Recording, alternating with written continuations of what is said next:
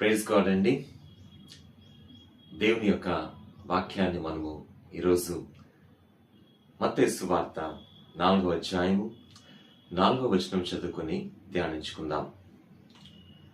అందుకు ఆయన మనుషుడు రొట్టె వల్ల మాత్రము కాదు గాని దేవుని నోటి నుండి వచ్చే ప్రతి మాట వలన జీవించును అని వ్రాయబడి ఉన్నదనెను. ప్రార్థన చేసుకుని దేవుని వాక్యాన్ని ధ్యానించుకుందాం. కృపగలిగిన మా ప్రభువా, ఈ సమయంలో మీ వాక్యాన్ని ధ్యానిస్తుండగా మీ సజీవమైన వాక్కుతో మా జీవితాలను దర్శించి మాకు కావాల్సిన ఆత్మీయ ఆహారాన్ని అందించమని, అలాగే ప్రభా సజీవమైన మీ వాక్కు అన్ని యుగముల్లో ప్రభా మనిషిని యొక్క హృదయాన్ని ఆత్మీయ జీవితాన్ని బలపరిచేది ఉంది గనక ఆ రీతిగా ప్రభా మమ్మల్ని సమయంలో జ్ఞాపకం చేసుకొని బలపరచమని యేసునామమున విశ్వాసంతో అడుగుచున్నాము తండ్రి, ఆమేన్. మత్తయి సువార్త 4వ అధ్యాయము 4వ వచనంలో మనం చూసినట్టుగా మనుషుడు రొట్టె వల్ల మాత్రము కాదు గాని దేవుని నోటి నుండి వచ్చి ప్రతి మాట వలనను జీవించును. ఈ వాక్య భాగం మనం గమనించినట్లుగా యేసుక్రీస్తు వారి ఎత్తైన ప్రాంతంలో, ఆ యొక్క అరణ్య ప్రాంతంలో కొండ మీద ఏకాంతముగా ప్రార్థన చేస్తున్నప్పుడు అపవాది వచ్చి శోధిస్తున్నాడు. అక్కడ ఏమంటున్నాడు అపవాది? మరి నువ్వు దేవుని కుమారుడు అయితే ఈ రాళ్ళను రొట్టెగా మార్చుకుని నువ్వు మరి సమయంలో నీ యొక్క అధికారాన్ని చూపించు, నీ శక్తిని చూపించు అని ఛాలెంజ్ చేస్తున్నాడు. అయితే యేసుక్రీస్తు వారు తన జీవితంలో మనం గమనిస్తే ఆయన దేవుని యొక్క ప్రేరేపణ ద్వారా అద్భుతమైన కార్యాలు చేశారు. ఆయన ఆశీర్వదించగా 5 రొట్టెలు 2 చేపలు 5,000 మంది తినలేదా?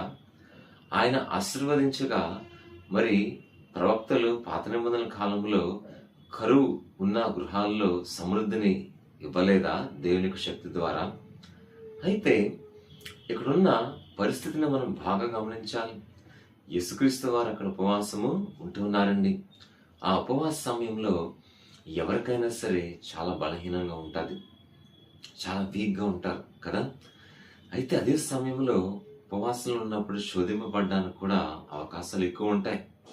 అదేంటో మనము ఉపవాసం చేస్తున్నప్పుడు మనకు అన్ని వాసనలు బాగా ఆ టైంలోనే వస్తాయి. బిర్యానీ వాసనలు, అలాగే మంచి ఆహారం యొక్క వాసనలు ఆ టైంలోనే వస్తాయి.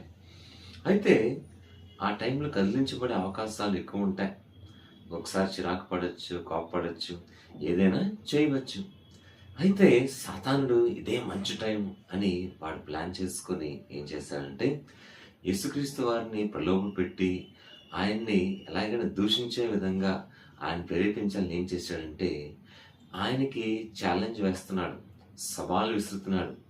అదేంటంటే నువ్వు మనిషి కుమారుడు అయితే, దేవుని కుమారుడు అయితే అని ప్రశ్నిస్తున్నాడండి, సవాలు విసురుతున్నాడు. యేసుక్రీస్తు వారికి తెలియదా ఆయన మనిషి కుమారుడని? అయితే అలాగా అన్నప్పుడు యేసుక్రీస్తు వారు ఉద్రేకపడి కోపంలో తిట్టేస్తారని అనుకున్నాడు. కానీ యేసుక్రీస్తు వారు దేవుని కుమారుడిగా ఈ లోకంలో ఎంతో అద్భుతమైనటువంటి నడిపింపు కలిగి ఆయన జీవించారు. అందుకని ఆ సమయంలో ఏమన్నారు తెలుసా?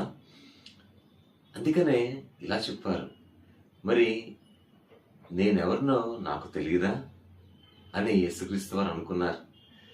మరి చూసారా యేసుక్రీస్తు వారి గ్రహింపు ఎంత అద్భుతమో. నేను ఎవరినో నాకు తెలుసు కాబట్టి నేను మరలా ఎందుకు వాడితో ఆర్గ్యుమెంట్ చేయాలి, వాగ్వాదం పెట్టుకోవాలి? కాబట్టి ఆ రీతిగా ఆ సమయంలో నెమ్మదిగా ఆలోచించి యేసుక్రీస్తు వారు ఆత్మీయంగా ఉంటూ ఇదిగో మనుషుడు రొట్టె వల్ల కాదు కానీ దేవుని నోటి నుండి వచ్చి ప్రతి మాట వలన జీవించును అనే వాక్యాన్ని అక్కడ చెప్పారండి. అందుకనే ఈ లోకంలో మనం చూస్తే దేవుడు మన జీవితాల్లో గొప్ప రక్షకుడుగా ఆయన ఉంటున్నారు. ఆయన శ్రేష్టమైన ఈవులు మనకి ఇస్తున్నారు. కాబట్టి అన్ని ఇచ్చిన దేవుడు మనకి సమస్తమును సమకూర్చే దేవుడిగా ఉన్నారు. అందుకనే దేవుడు ఏం చెప్పారంటే వర్షాన్ని కురిపించేది నేను, ఆ వర్షం కురవడం వల్లనే కదా మరి పంటలు పండుతున్నాయి.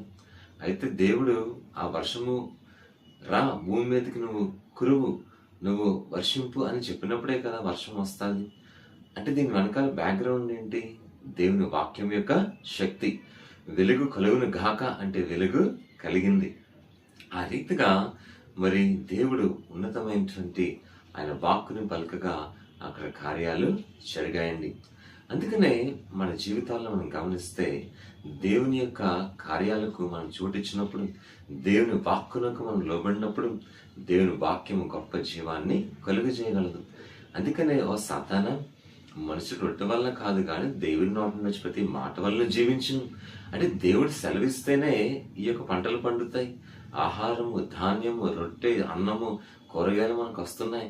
కాబట్టి దేవుని యొక్క వాక్కు వలన మనం జీవిస్తాము. ఆయన ఇచ్చే వాక్కులను జీవం వల్ల మనం జీవిస్తాము. కాబట్టి మన జీవితాల్లో ఆయన యొక్క వాక్యం మీద మనం జీవిస్తున్నాం. కాబట్టి నువ్వు నన్ను శోధించినా సరే నేను కదిలించబడను.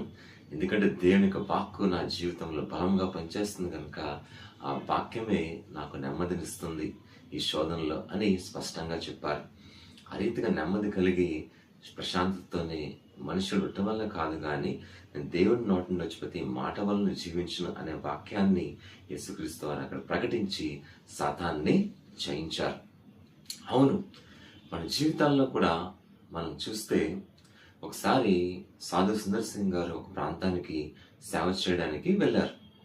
అయితే సేవ చేసే ప్రాంతంలో ఏమైందంటే చాలామంది ఆయన్ని ఏదో విధంగా ప్రలోభ పెట్టాలని మరి ఆయన పిలిచి, ఏమండి మాకు కొద్దిసేపు వాక్యం చెప్పండి, మీరు వాక్యం చెప్తే మేము మీకు కొంత ఆహారాన్ని పెడతామని చెప్పి ఆ వాక్యం వినే ఆహారాన్ని మరి రకరకాల ఆహారాలు పెట్టేవారు అనమాట.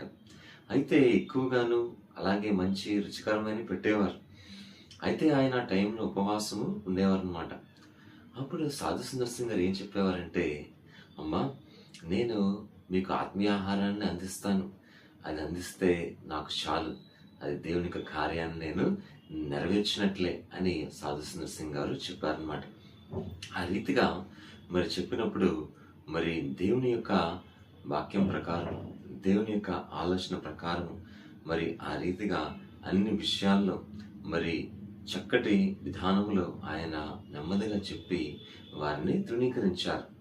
అందుకని లోకంలో శోధనలు మనకి రాక తప్పవు. అయితే ఆ శోధనలో దేవుని యొక్క ప్రభావం మన జీవితాల్లో ఏ రీతిగా ఉంది అనే విషయాన్ని మనం గ్రహించినప్పుడు దేవుని కృపా తోడు మనకి సమృద్ధిగా ఉంటే సమస్తమును మనము చేయగలము. అందుకని ఎవరైతే దేవుని వాక్యం మీద వారి జీవితాన్ని కట్టుకుంటారో వారి జీవితాల్లో బహుగా వర్ధిల్లుతాయి. చెప్పబడిన ఈ వాక్యాన్ని మీ హృదయాల్లో దేవుడు స్థిరపరిచి నిరంతరంగా మీ హృదయాన్ని, మీ జీవితాలని ఫలింపచేయను గాక.